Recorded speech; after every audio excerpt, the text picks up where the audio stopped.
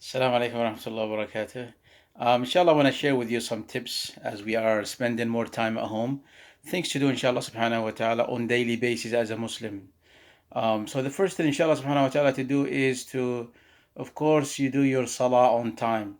I know right now we can't go to the masjid to do salah for men, but make sure you do your salah on time. Allah subhanahu wa ta'ala says in the Quran, وَالَّذِينَ هُمْ عَلَى صَلَاتِهِمْ يُحَافِظُونَ. وقال الله سبحانه وتعالى إن الصلاة كانت على المؤمنين كتابا موقوتا, that salah has been prescribed on the mu'mineen, the believers, on a prescribed time. So the first thing is to establish your salah on time.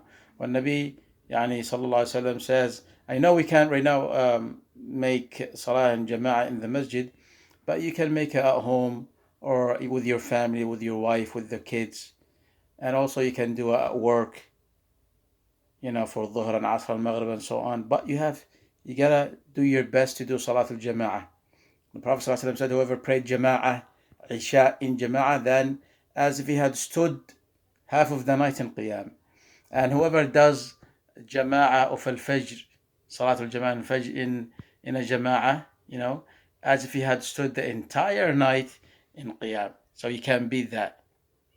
The other thing is to make sure you do, after Salat al-Fajr, you do Salat al-Duha or al-Shuruq, which is basically a salat that you do after the sun rises 15-20 minutes. And then you do a 2 rak'at, individual 2 rak'at, up to 8 rak'at, as the Prophet ﷺ used to do. And it's called Salatul Awwabin. Abu Hurairah narrated that the Prophet ﷺ advised me, he said, not to leave three things. That is to fast the Mondays and Thursdays, and that is to continue to do Salat al-Witr, and that is to do Salat al-Duha. You do it all the way 20 minutes after sunrise to about 20 minutes before the adhan of Salat al-Dhuhr. That's the second thing. The third thing is you do the Adhkar al-Sabah, the morning remembrance, and then you do that after Salatul Fajr. You do as many adhkar as you can. You do tasbih, you do tahleel, you do la ilaha illallah. You can download that on your phone. It's a free application, free programs on your phone. You can download it for free, and then you can practice it and memorize it to do it on daily basis.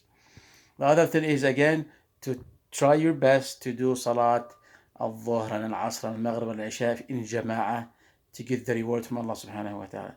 The other thing is to, if you can, give sadaqah on daily basis.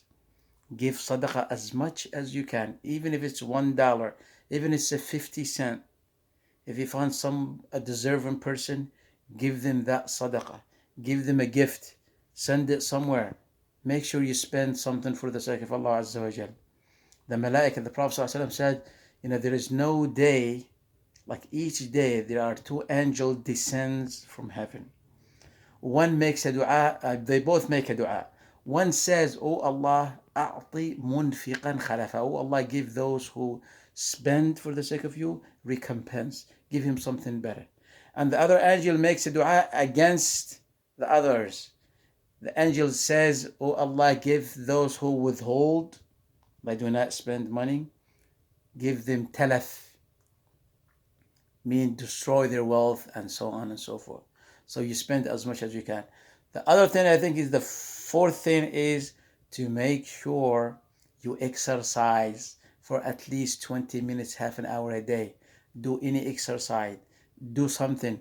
At least walk. At least walk.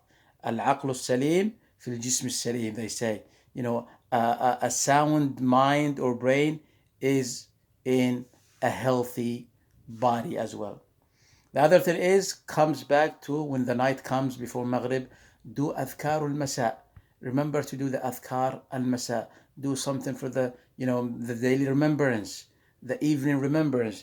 Do Ad'iyah, do Adhkar, make istighfar, make tasbih, make tahleel, la ilaha illallah, Allahu Akbar. Do as much as you can, especially after Asr, especially before Maghrib time.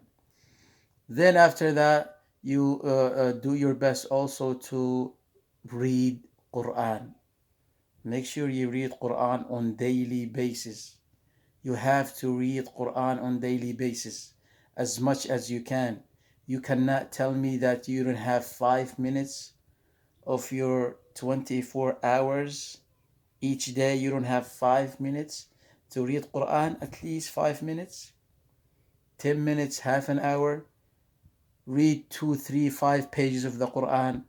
Make sure you keep ties, you keep the connection with Allah subhanahu wa ta'ala, the Quran. Make sure you read that. It's the speech of Allah subhanahu wa ta'ala. Make sure you hold on to it and you do these things every day.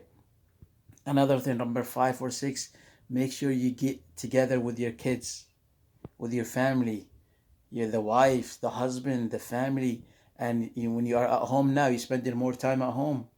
You get together and you do a halaqah dhikr of Allah subhanahu wa ta'ala. Remember Allah subhanahu wa ta'ala. Make halaqah of Quran. Recite the Quran. Then your kids, you recite the Quran. Make sure you do that on daily basis. They need you. Our kids, they need us. We have to be there for them.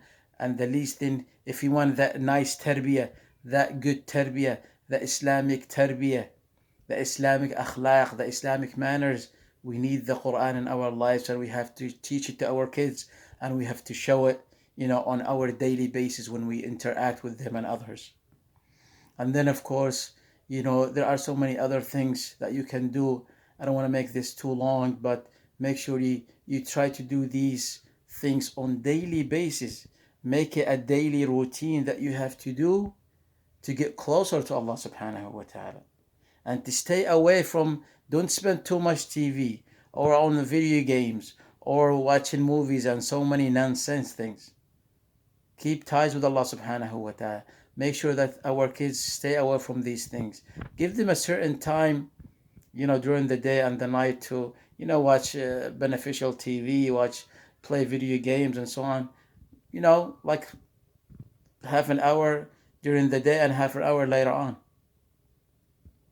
That's it. That's probably way too much, because there are so many negative things that happens to our kids when they continue to spend so much time on TVs and video games and computer screens and what have you. So these are some of the things that I wanted to share with you. I ask Allah subhanahu wa ta'ala to help us, to give us the strength and the ability to continue to come closer to Allah subhanahu wa ta'ala, to implement the deen in our lives, the Quran and the Sunnah of the Prophet sallallahu alaihi wasallam. And we ask Allah subhanahu wa ta'ala to benefit from us. اللهم آتنا في الدنيا حسنة وفي الآخرة حسنة وقنا عذاب النار ووالدينا والمسلمين أجمعين وصلى الله وسلم على نبينا محمد وآله الطيبين الطاهرين. جزاكم الله خير.